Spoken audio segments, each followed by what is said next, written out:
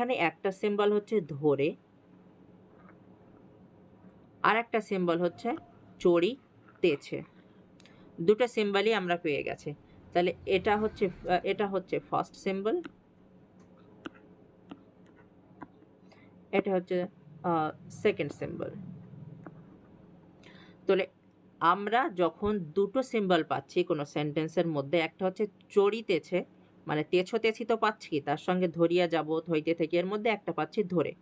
তো এখানে যে ধরেটা পাচ্ছি এটা একটা সিম্বল, আর চড়িতেছে এটা একটা সিম্বল। তাহলে আমরা দুটো সিম্বল পেয়ে গেছি, মানে আমাদের এটা এবার ট্রান্সলেট করতে হবে কি হিসাবে, এই স্ট্রাকচার হিসাবে।